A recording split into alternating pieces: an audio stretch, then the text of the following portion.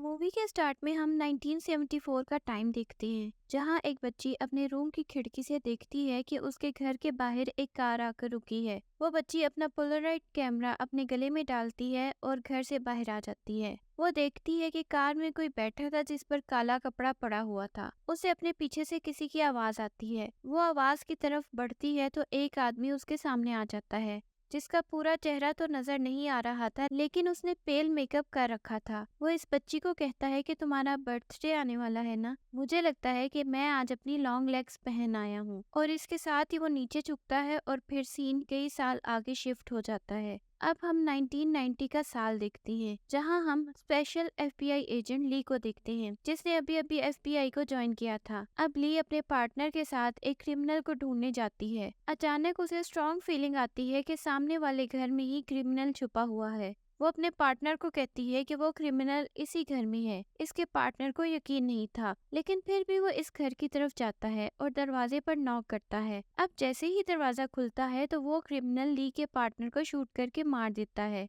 ली इस घर में जाती है और फिर इस क्रिमिनल को पकड़ लेती है। फिर अगले सीन में हम देखते हैं कि ली साइकिक टेस्ट दे रही थी। इसके बाद ली सीनियर एजेंट्स कार्टर और ब्राउनिंग के साथ उनकी कार में बैठी होती है। ली ने साइकिक टेस्ट में नंबर जनरेटर को 8 बार बीट कर दिया था। उसकी जहानत और स्ट्रॉन्ग सिक्स्थ सेंस को देखते हुए एजेंट कार्टर उसे एक केस असाइन करता है, जो पिछले 30 साल से अब तक चलता आ रहा था और इस केस को अब तक कोई सॉल्व ना कर सका था। एजेंट कार्टर उसे एक घर दिखाता है कि यहाँ पिछले 12 साल से हॉन्ट्स फैमिली रह रही थी। इसमें 4 लोग थे, लेकिन 2 महीने पहले ही इन चारों का मर्डर हो गया। और अगर टेक्निकली कहा जाए तो फादर ने अपनी बीवी और 2 बच्चों को मारकर सुसाइड कर ली। ली पूछती है कि पहले आपने कहा कि 4 का मर्डर हुआ है और अब आप कह रहे हैं कि 3 का मर्डर हुआ और एक ने सुसाइड की है। ये बात कुछ समझ नहीं आ रही। तब एजेंट कार्टर बताता है कि उनकी डेड बॉडीज के पास एक लेटर मिला था, जिस पर सैटेनिक कोड्स लिखे हुए थे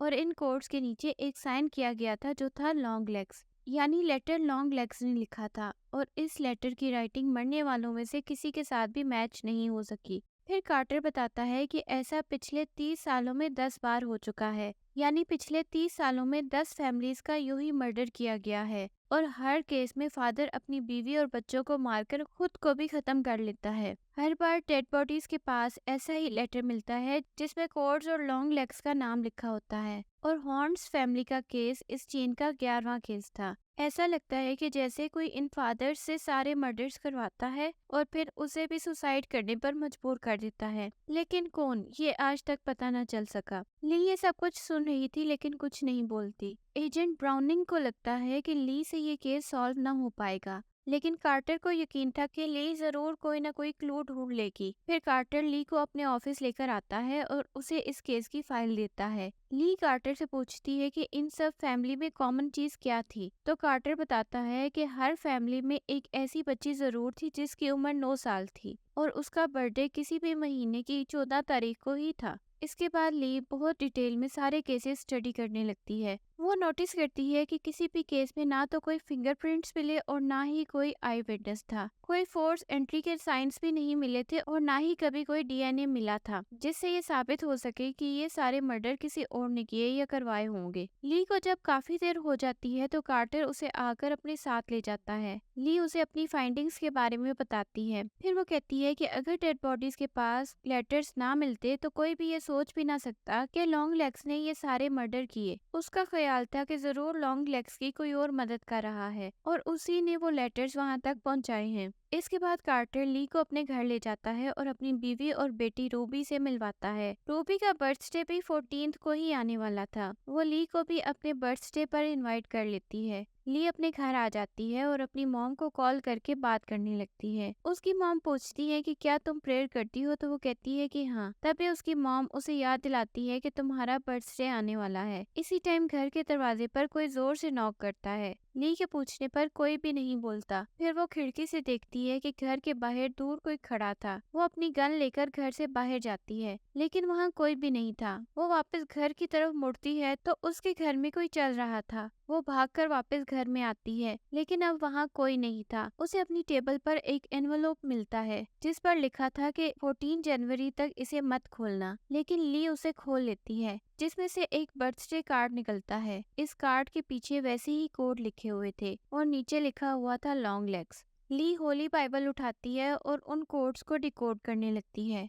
लॉन्ग लेग्स ने इस मैसेज में उससे कहा था कि अगर तुमने ये केस सॉल्व करने की कोशिश की तो मैं तुम्हारी माँ को मार दूंगा। अगले दिन ली एक और क्राइम सीन पर पहुंचती है और ये 12वां केस था। कार्टर बताता है कि हमें यहाँ से भी वैसा ही लेटर मिला है। ली उसी वक्त कोड को डिकोड कर लेती है जिसमें लिखा था डाउन लो टू स्लो। ये किसी सॉन्ग के लिरिक्स थे। कार्टर पूछता है कि ये तुमने कैसे किया, तो ली सिर्फ इतना कहती है कि मैंने इस पर बहुत काम किया है। फिर कार्टर क्राइम सीन के बारे में बताता है कि ये फैमिली 1 महीना पहले ट्रिप पर जाने वाली थी, तभी इन सब का मर्डर हो गया और अब तक ये डेड बॉडीज गल सड़ चुकी हैं क्योंकि सबको यही लगा कि ये सब ट्रिप पर गए हुए थे। फादर की डेड बॉडी गैराज से मिली है और बाकी दोनों माँ बेटी की डेड बॉडीज मास्टर बेडरूम में थी। बेटी की उम्र भी लगभग 9 साल थी और उसकी डेट ऑफ बर्थ भी 14 ही थी। इसके बाद ली इन होने वाले 12 केसेस की डेट्स कैलेंडर पर मार्क करती है और फिर एक बुक उठाती है जिसका नाम था 9 सर्कल्स ऑफ हेल। वो इस बुक में एक पैटर्न देखती है और फिर देखती है कि उसने कैलेंडर पर जो डेट मार्क्स की है उनसे भी ठीक वैसा ही पैटर्न बन रहा था। अगले दिन वो एजेंट कार्टर के पास जाती है और इसे वो पेपर देती है जिस पर उसने डेट्स मार्क की हुई थी। कार्टर को कुछ समझ नहीं आता। वो कहता है कि ये सब क्या है, मुझे समझाओ। ली बताती है कि ये एक एल्गोरिथम है। लॉन्ग लेग्स ने पहला मर्डर 14 जुलाई 1966 को किया था और इसके बाद के मर्डर उसने लड़कियों के बर्थडे से 6 दिन पहले या 6 दिन बाद में से किसी डेट को किए, जिससे इन्वर्टेड ट्रायंगल बनता है। यानी 14 तारीख से 6 दिन पहले 8 तारीख बनती है और 14 तारीख के 6 दिन बाद 20 तारीख बनती है। यानी 8 से लेकर 20 तारीख तक 13 दिन बनते हैं। लॉन्ग लेग्स ये सारी डेट्स फिल कर चुका था, यानी वो 12 फैमिलीज के मर्डर कर चुका था। अब सिर्फ 13 तारीख मिसिंग थी। ली कहती है कि 3 दिन बाद 13th आने वाली है। हो सकता है कि लॉन्ग लेग्स दोबारा से किसी फैमिली का मर्डर करके इस ट्रायंगल को कंप्लीट कर दे। फिर ली बताती है कि मैंने लॉन्ग लेग्स के सारे लेटर्स डिकोड कर लिए हैं। इनमें बार बार एक ही बात की गई है कि मुझे कैमरा फैमिली फार्म पर बड़ा मजा आया था, जहां मैंने एक जगह पर एक्स मार्क किए थे। ली बताती है कि कैमरा फैमिली के फार्म पर अक्सर एक प्रीस्ट आया करता था। फिर फादर ने इस प्रीस्ट को और अपनी बीवी को मार डाला और फिर खुद सुसाइड कर ली, लेकिन उनकी 9 साल की बेटी कैरी एन बच गई थी क्योंकि वो स्कूल गई हुई थी। इस तरह ये केस बाकी सारे केसेस से अलग था क्योंकि ये एक ही ऐसा केस था जिसमें उनकी 9 साल की बेटी सरवाइव कर गई थी और अब कैरी एन एक मेंटल हॉस्पिटल में है। ली कहती है कि मुझे यकीन है कि लॉन्ग लेग्स कैमरा फैमिली के मर्डर के टाइम फॉर्म पर ही था और हो सकता है कि कैरी एन ने भी उसे देख लिया हो, यानी वो एक अकलौती गवाह हो सकती थी। फिर कार्टर और ली फार्म पर जाते हैं जहां उन्हें एक्स मार्क बने हुए मिल जाते हैं। जब वो अंदर जाते हैं तो उन्हें वहां एक बड़ी सी डॉल मिलती है जो बिल्कुल कैरी एन जैसी ही दिख रही थी। फिर वो लोग इस डॉल को एग्जामिन करवाते हैं तो उन्हें पता चलता है कि ये डॉल हैंडमेड है जिसे बहुत महारत से बनाया गया था। उसके सर में से एक बॉल भी मिला था जो कि हॉलो था, यानी अंदर से खाली था,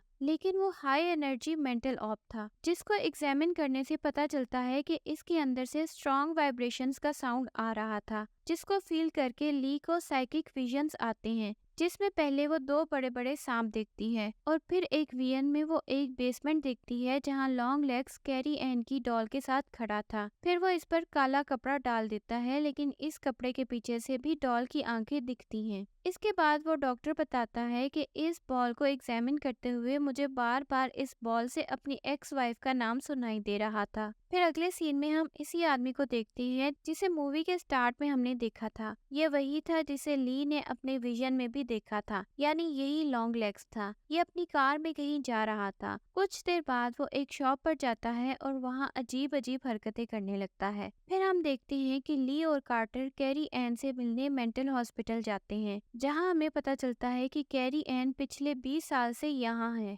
और तब से उसे अपने इर्द गिर्द का होश नहीं था। ना तो वो कुछ बोलती थी और ना ही कुछ सुनती थी, लेकिन एक दिन पहले ही इससे कोई मिलने आया, तब से वो एकदम ठीक हो गई है। जब ली और कार्टर विजिटर रजिस्टर देखते हैं तो वहाँ विजिटर का नाम ली हार्कर लिखा हुआ था। ली कैरी से बहुत कुछ पूछती है, लेकिन कैरी ज्यादा कुछ नहीं जानती थी। ली कहती है कि कल जो तुमसे मिलने आया उसके बारे में मुझे कुछ बताओ। कैरी कहती है कि मैं बेसमेंट में रहने वाले आदमी के बारे में कुछ भी कर सकती हूँ। अगर वो मुझे खिड़की से छलांग लगाने को कहे तो मैं वो भी कर गुजरूं। यानी वो लॉन्ग लेग्स के कहने पर जान दे भी सकती थी और जान ले भी सकती थी। इसके बाद ली और कार्टर वापस ऑफिस में आ जाते हैं। कार्टर कहता है कि लॉन्ग लेग्स ने कैरी की फैमिली को 1975 में मारा और फिर तकरीबन 20 साल बाद वो अचानक एक दिन उससे मिलने चला गया और फिर कैरी एकदम से ठीक हो गई। ली कहती है कि जिस दिन हमें कैरी की डॉल मिली उसी वक्त कैरी ठीक हो गई, लेकिन कार्टर कहता है कि हमें डॉल में से खाली बॉल के अलावा और कुछ नहीं मिला। लेकिन ली कहती है कि हो सकता है कि हम कुछ मिस कर रहे हों, क्योंकि पहले जमाने में लोग डॉल को मैजिक करने के लिए इस्तेमाल किया करते थे ताकि लोगों को कंट्रोल किया जा सके। लेकिन कार्टर इस मैजिक वाली बात पर यकीन नहीं करता। कार्टर को अब ली पर भी शक होने लगा था। उसे लगता है कि ली और लॉन्ग लेग्स के बीच में जरूर कोई कनेक्शन है। वो कहता है कि मैंने तुम्हारी फाइल देखी है। 13 जनवरी 1974 को तुम्हारे 9th बर्थडे पर एक दिन पहले ही तुम्हारी माँ ने एक रिपोर्ट रजिस्टर करवाई थी, जिसमें उसने बताया था कि उसने घर के बाहर एक स्ट्रेंजर को देखा जो तुमसे बातें कर रहा था, जो लंबा और पेल था। फिर वो ली से कहता है कि तुम अपनी मॉम के पास जाओ और उनसे इस बारे में पूछो। ली अपनी मॉम रुथ के घर जाती है, जहाँ ली बचपन में रहा करती थी। ली अपनी मॉम से पूछती है कि मेरे 9th बर्थडे पर क्या हुआ था, लेकिन रुथ कहती है कि मुझे तो कुछ भी याद नहीं। लेकिन वो इतना जरूर कहती है कि अब तुम कितनी बड़ी हो गई हो, क्योंकि तुम्हें बड़ा होने दिया गया। हर कोई इस दुनिया में जिंदा बचकर इस उम्र तक नहीं पहुंच पाता। फिर रुथ कहती है कि मैंने तुम्हारे बचपन की सारी चीजें अभी तक तुम्हारे रूम में संभाल कर रखी हुई हैं। ली अपने रूम में जाती है, जहां उसे पुरानी पिक्चर्स मिल जाती हैं। फिर ये रिवील होता है कि ली ही वो बच्ची थी जिसे हमने मूवी के स्टार्ट में देखा था, और जब लॉन्ग लेग से मिली थी तो उसने उसकी पिक्चर अपने पोलराइड कैमरा से ले ली थी, जो कि काफी क्लियर थी। ली वो पिक्चर लेकर कार्टर के पास जाती है और कहती है कि यही लॉन्ग लेग्स है। उसके बाद पुलिस लॉन्ग लेग्स को अरेस्ट कर लेती है। इंटेरोगेशन रूम में लॉन्ग लेग्स बताता है कि उसका असली नाम डेल फर्डिनेंड कोबल है। वो अजीब हरकतें कर रहा था। वो हर बात के जवाब में कह रहा था कि ली हार्कर से कब मिलूंगा, मुझे उसे बर्थडे विश करना है। फिर एजेंट ब्राउनिंग बताती है कि उसके सामान से बहुत सी नोटबुक्स मिली हैं और उनमें लिखी हुई हैंड राइटिंग लेटर की हैंड राइटिंग से मैच कर गई है। इन नोटबुक्स में सारा सैटेनिक स्टफ लिखा हुआ है और हम किसी को भी शैतान की पूजा करने के लिए नहीं पकड़ सकते, क्योंकि हमें कोबल के खिलाफ कोई भी सबूत नहीं मिला जिससे वो मर्डरर साबित हो सके। लेकिन ली कहती है कि वो अकेला नहीं है, कोई और भी है जो उसकी मदद करता है, और वो जो कोई भी है फैमिलीज इसको बहुत आसानी से अपने घर में आने देती थी।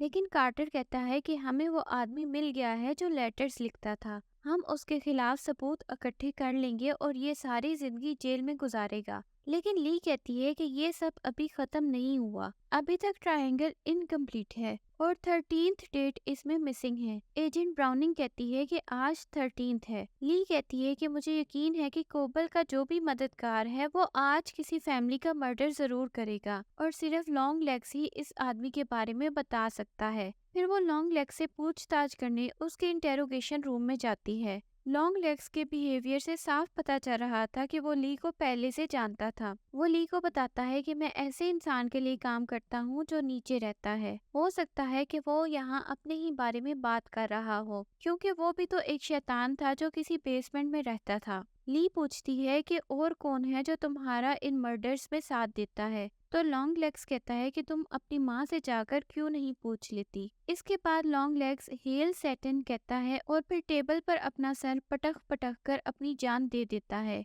ये देखकर ली शॉक में आ जाती है और कार्टर उस पर काफी गुस्सा करता है, क्योंकि वो बार बार उससे यही पूछ रही थी कि तुम्हारा मददगार कौन है, जिससे ट्रिगर होकर लॉन्ग लेग्स ने खुद को मार डाला। फिर कार्टर बताता है कि तुम बार बार 13th डेट का जिक्र कर रही थी, तो सुनो, आज कैरी एन ने छत से कूदकर अपनी जान ले ली है। फिर ली एजेंट ब्राउनिंग के साथ अपनी मॉम रुथ के घर जाती है। वो दोनों रुथ से लॉन्ग लेग के बारे में पूछना चाहते थे। ली एजेंट ब्राउनिंग को कार में ही छोड़कर घर में आ जाती है, लेकिन उसकी मॉम घर में नहीं थी। वही ली खिड़की से देखती है कि उसकी मॉम नन का ड्रेस पहनकर शॉर्ट गन से ब्राउनिंग को बड़ी बेरहमी से मार देती है। ली फौरन बाहर आती है और अपनी मॉम को ढूंढने लगती है। थोड़ी ही दूर उसे अपनी मॉम दिखाई देती है जो ली की ही डॉल के सामने खड़ी थी। वो ली से कहती है कि तुमने उसे पकड़ लिया, अब वो फ्री हो गया है। ली कहती है कि कोबल तो मर चुका है। तब रुथ कहती है कि मेरी बच्ची, अब तो तुम भी फ्री हो। ये कहते ही वो शॉर्ट गन से डॉल का सर उड़ा देती है। सर में मौजूद मेंटल ऑर्ब भी फट जाता है और उसमें से धुआं निकलने लगता है। उसी लम्हे ली के सर से भी धुआं सा उड़ता है, जैसे वो किसी ब्लैक मैजिक के असर से बाहर आ गई हो। फिर ली वहीं बेहोश हो जाती है। उसे सब याद आने लगता है, जैसे उसकी मॉम रुथ उसे कहानी की सूरत में सारी सच्चाई बता रही हो कि एक बार एक बच्ची थी जिसका नाम ली था, जो एक छोटे से घर में अपनी मॉम के साथ रहती थी। उनसे वहाँ कोई भी मिलने नहीं आता था। फिर एक दिन वहाँ एक आदमी आया जो कि डॉल मेकर था। उसने कहा कि वो ली के लिए चर्च से एक डॉल गिफ्ट लाया है। वो ली को मारना चाहता था, लेकिन उसकी मॉम ऐसा नहीं होने देती। वो इस डॉल मेकर से अपनी बेटी की जिंदगी की भीख मांगती है, लेकिन एक्सचेंज में उसे मर्डर करने में डॉल मेकर का साथ देना था। और फिर वो डॉल मेकर उनके घर की बेसमेंट में ही रहने लगा। वो शैतान का काम किया करता था और फिर ली की मॉम भी फैमिलीज का मर्डर करने में उसकी हेल्प करने लगी। वो नन बनकर डॉल लेकर फैमिली के पास जाती और उनसे कहती कि आपके लिए चर्च से एक गिफ्ट आया है। फिर वो डॉल लेकर घर में चली जाया करती थी और फिर बाकी का काम डॉल में मौजूद शैतान खुद ही कर लिया करता। ली की मॉम को वहाँ तब तक ठहरना पड़ता था जब तक डेविल का काम पूरा न हो जाता। ये एक डील थी जो डॉल मेकर और ली की मॉम में हुई थी, ताकि ली जिंदा रह सके। तभी हम 9 साल की ली के पीछे एक साया सा देखते हैं जिसके सींग भी थे, यानी वो एक शैतान का साया था। ली होश में आ जाती है। वो इस वक्त बेसमेंट के ही एक रूम में थी। उसे फोन की घंटी सुनाई देती है। वो बेसमेंट से ऊपर अपने घर में जाकर जब फोन सुनती है तो दूसरी तरफ से लॉन्ग लेग्स की ही आवाज आती है जो कहता है कि तुमने रूबी की बर्थडे पार्टी को मिस कर दिया है। ली वहाँ मौजूद लॉन्ग लेग्स की ही कार में वहाँ से निकलती है और तेजी से कार्टर के घर की तरफ जाती है। कार्टर ही वहाँ आकर दरवाजा खोलता है और कहता है कि तुम सही टाइम पर आई हो। रूबी अपने बर्थडे प्रेजेंट्स ही खोल रही है। जैसे ही दरवाजा बंद होता है, वहाँ हम दोबारा से दरवाजे पर उसी शैतान का साया देखते हैं जो ली के पीछे खड़ा था, यानी अब देर हो चुकी थी। रूबी अपनी डॉल वाला गिफ्ट खोल चुकी थी और ली की मॉम रुथ भी टन बनकर वहीं बैठी हुई थी। कार्टर भी अब डॉल के असर में था। वो काफी एग्रेसिव लग रहा था। फिर वो अपनी वाइफ को किचन में ले जाता है। ली अपनी मॉम से पूछती है कि आप ये सब क्यों कर रही हैं? तो वो कहती है कि अगर ये लोग ना मरे तो डेविल हमें हेल में जला देगा। फिर वो भी हेल सैटन कहती है। इसी वक्त कार्टर अपनी वाइफ को किचन में मार डालता है। फिर वो वापस आता है और अब वो रूबी को मारना चाहता था, लेकिन ली कार्टर को गोली मार देती है। इसी वक्त उसकी मॉम अपने बैग से चाकू निकालकर रूबी को मारना चाहती थी, तो ली अपनी मॉम को ही मार देती है।